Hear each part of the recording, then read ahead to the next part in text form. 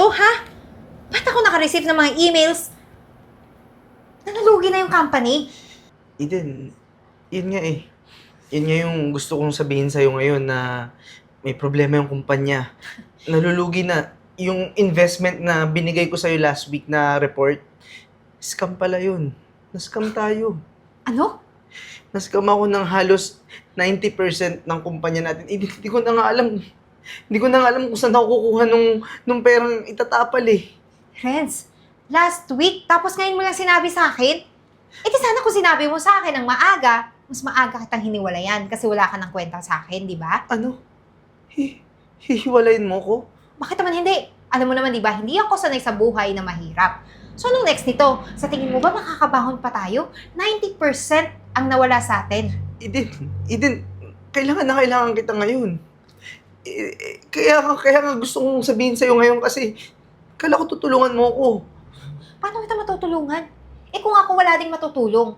Kasi yung mga pera na naipon ko na para sa akin lang, hindi ko yun itutulong sa'yo. Manigas ka kasi kasalanan mo yan. Bakit ka nagpa-scam? Hindi mo muna tiningnan o ng background check dun sa investor mo. Katangahan yan, Renz. Eden, ngayon kita kailangan. Gantong oras, gantong panahon. Tapos iiwanan mo ko. Eden, Ay, nako, Renz. pag-isipan mo naman yung mga desisyon mo. Alam mo naman, di ba, ayoko sa stress, ayoko sa problema, ayokong magkaroon ng kulubot. Bata pa ako. Kung gusto mo, ikaw na lang humarap lahat kasi wala naman akong pakialam sa'yo ngayon.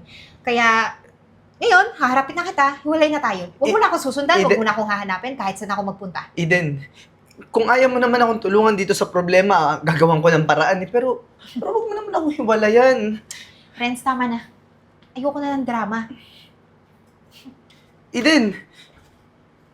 O ano pre, gimmick tayo? Sagot mo ulit? Parang Josh, kaya nga ako pumunta dito kasi may problema ako eh. Hindi na kita tinawagan, dumiretso na ako dito para personal ko sanang masabi sa'yo yung kinakaharap ng kumpanya ko. 90% kasi nung pera ng kumpanya nilagay ko sa investment kaso na-scam ako eh. Okay. Tapos si Eden, yung girlfriend ko, iniwan niya ako eh. Kaya, Josh, ikaw na lang yung taong malalapitan ko ngayon eh. Teka lang, nanghihiram ka ba ng pera? Oo, sana. Kasi Naku. kailangan ko lumikom ng pera para matapalan kahit papaano yung kumpanya ko, matawid ko tong crisis. Ako pre, sorry. Nag-book na kasi ako pa Singapore eh. Ubus pera ko ngayon. Ha? Oo, sa iba ka na namang hiram. Josh, sabi mo sa akin last week, di ba, maganda yung negosyo mo ngayon, malakas. Hindi. Nalugi na rin, oo. Tsaka, teka lang ha, may natawag sa akin eh. Josh, Ah, di ba ako naman bumili ng kondo mo? Hindi naman sa sinusumbatan kita, hindi, pero... parang nanunumbat ka eh. Kasi nung oras na kailangan mo ng tulong, andun ako eh. Pero bakit parang ngayon, parang tatalikuran mo ko? Konting pera lang naman, Josh. Para lang maano yung kumpanya ko, masalba man lang. Sinabi ko, nandito lang ako, kailangan mo ng advice. O bibigyan kita ng advice, ay baka na lang manghiram.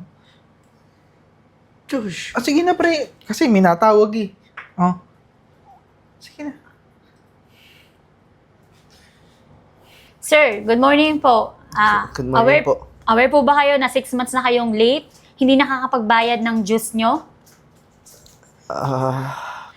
Actually, binigyan ko na po kayo ng 3 months no, na allowance. Grace period ba para lang makapagbayad. Kaso hanggang ngayon hindi pa rin po. Kaya pasensya na po Kailangan nyo po umalis ng condo unit nyo. Ma'am, yun nga po eh, ginagawan ko kasi ng paraan ngayon yung problema ng kumpanya ko. Tapos, naapektuhan na rin ako financial. Kaya, 6 months na akong late. Pero, baka pwede ma-extend ako man ako ulit kahit Pasensya na isang po. buwan na lang. Pasensya na po pero taas na po yung nag-decide. May business din po kami pinoprotektahan. Kaya, kailangan nyo na po talagang umalis. Kundi, yung guard po mapapaalis sa inyo dito, kakalad ka rin kayo. Ma'am, baka pwedeng pakiusapan nyo naman yung... Pasensya na po, wala talagang pakiusapan. Umalis na po kayo dyan, kasi po may bago pong tenant na lilipat. Sige po, salamat po. Oh, Renz! Anong ginagawa mo dito? Yvette, pinsan. Dumiretso na ako dito sa bahay nyo kasi pinalayas ako dun sa condo na tinitirahan ko eh. Nabalitaan mo naman siguro yung nangyari sa akin, no? Yung kumpanya ko kasi nalugi. Tapos di na ako nakabayad nung condo. Nako, pinsan, pasensya ka na ha. Kaso, wala nang bakante dito eh. Mahirap naman kung patuloyin kita tapos alanganin masyado eh. Pasensya ka na talaga ha. Hindi. Yvette, nagbakasakali lang naman ako pero wala na kasi ako ibang kamag-anak na maisip na pwedeng puntahan eh. Kahit dyan na lang ako sa lapag or kung meron pa kayong maliit na pwede mo ko ilagay. Nakakahiya rin sa mga kasama ko kung pakalat-kalat ka dito sa bahay. Mahirap na eh. Yvette, kahit isang linggo lang, bigyan mo lang ako ng panahon para makabuhelo. Di ba, nung oras naman na nangangailangan ka dati na pag-aaral mo, ako naman yung sumagot nun eh. Hindi naman nanunumbat ako, pero ito kasi yung oras na kailangan ko ng tulong eh. Ayun na nga, hindi ka nanunumbat. Pero sa sinasabi mo ngayon, parang nanunumbat ka na eh. Ano to? Hanapan ng gantihan? Hindi naman sa ganun, Yvette. Ang akin lang, kahit bigyan mo lang ako kahit sana isang linggo para lang makabuelo. Sobrang hirap kasi di ko alam, nababaliw na siguro kung saan ako pwedeng pumunta. Alam mo, ang hirap naman kung magpapatuloy ako ng taong akala ko kusang tumutulong eh, no? Pero parang, wag na. Maghanap ka na lang ng ibang matutuluyan mo. Sige na, alis ka na. Wala talaga akong mapapapwesto sa'yo dito eh. Mahirap na eh. Salamat din sa pagpapaaral mo ha. Salamat sa panunumbat. Saan ako titira nito? Lahat ng mga tao na tinulungan ko, tinalikuran ako lahat.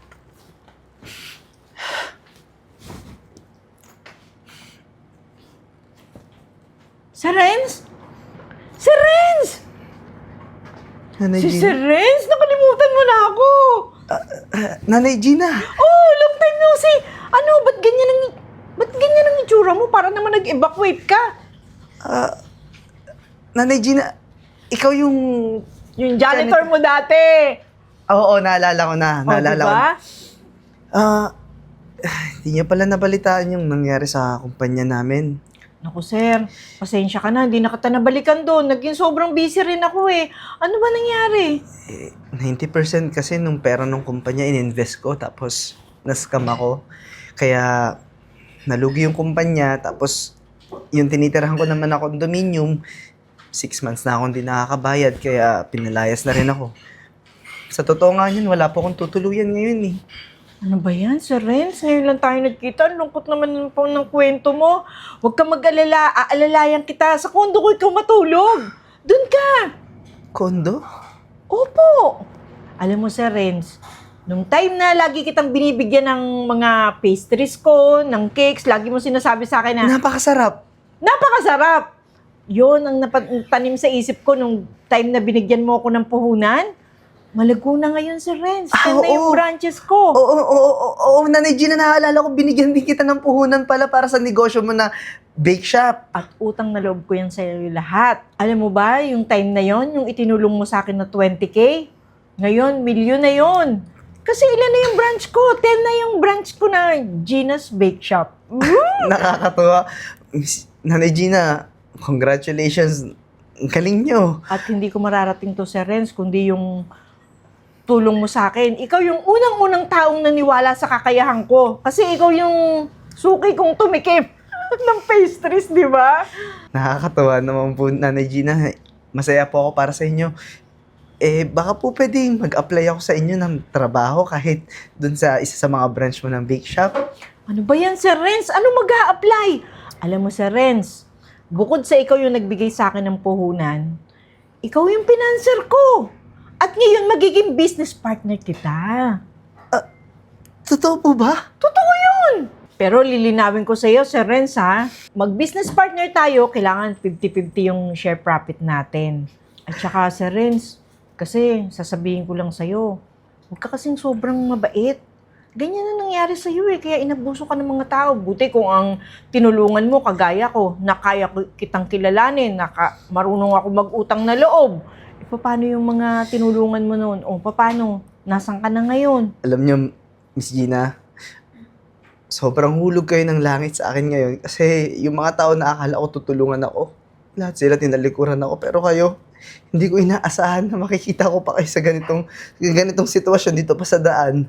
Naku, si Renz, iiyak naman ako sa drama mo. Sa condo na tayo magkwentuhan, ha? May isang condo unit ako doon na available ngayon. Sa kotse ko na ikaw sumakay. Tara na.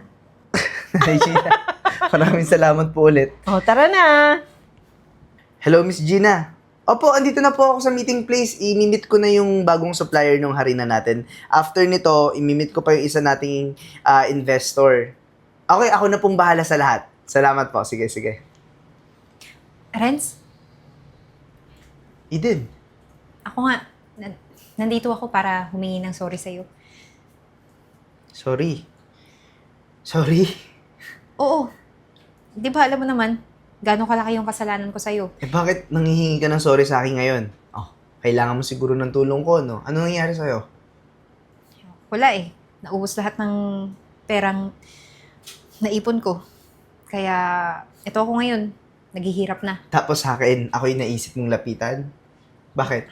Nabalitaan mo na okay na ulit yung buhay ko? Na anytime pwede kang bumalik sa buhay ko after nung iniwan mo ko nung kung kailangan na kailangan kita? Eh, hindi lang naman yun eh. Alam ko naman na mahal mo pa rin ako hanggang ngayon. Alam mo na mahal kita kasi alam mo na kaya-kaya mo bumalik sa akin, bilugin ulit yung ulo ko.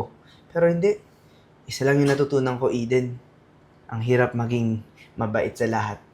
Ang hirap magtiwala na yung mga taong inaasahan mo, pababayaan ka rin pala sa huli kapag ka nagkandaletse-letse na yung buhay mo. Pero ngayon, natuto na ako.